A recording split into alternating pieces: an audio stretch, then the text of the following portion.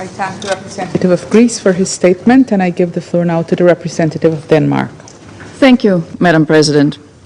And I also thank the Secretary General for his presence and remarks, and Assistant Secretary Jenka and Director General Grossi for their briefings and updates. Madam President, we are meeting again today as the situation in the Middle East continues to escalate. Attacks between Israel and Iran have continued since our last meeting on Friday. Civilian casualties and widespread suffering continue to rise on both sides. Last night, a targeted operation was carried out by the United States against 3 nuclear facilities in Iran. The continued escalation in the Middle East is a cause for great concern and poses a grave risk to international peace and security. Madam President, Denmark urges all parties to abide by the obligations under the UN Charter and international law. All parties must ensure protections of civilians and civilian infrastructure in line with international humanitarian law.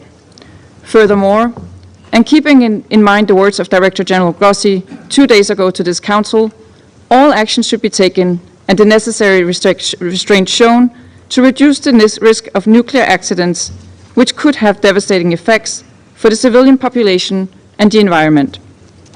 Madam President, Denmark has persistently underlined that Iran must never acquire a nuclear weapon. That would be a serious threat to regional and global security.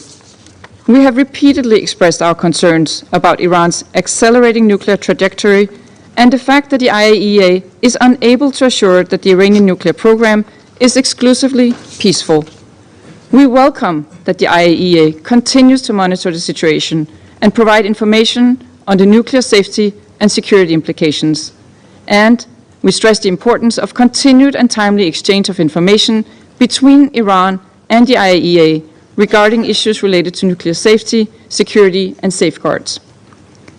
Madam President, the current trajectory is unsustainable and fraught with danger, not only for the region, but for international peace and security at large.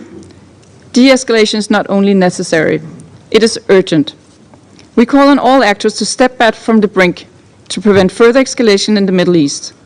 We urge Iran to engage in negotiations and not to take any further action that could destabilize the region.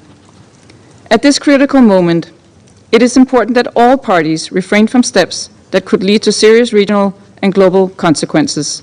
We further stress the need to protect maritime security and international trade routes, including via the Strait of Hormuz. Madam President, in closing, now is the time to return to negotiations in order to reach a diplomatic solution. We call on all parties to exercise the utmost restraint and to engage in a diplomatic negotiated solution, which is the only viable path towards lasting peace in the region and beyond. Denmark stands ready to work with all parties to that effect.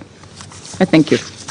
I thank the representative of Denmark for her statement, and I give the floor to the representative of the Russian Federation.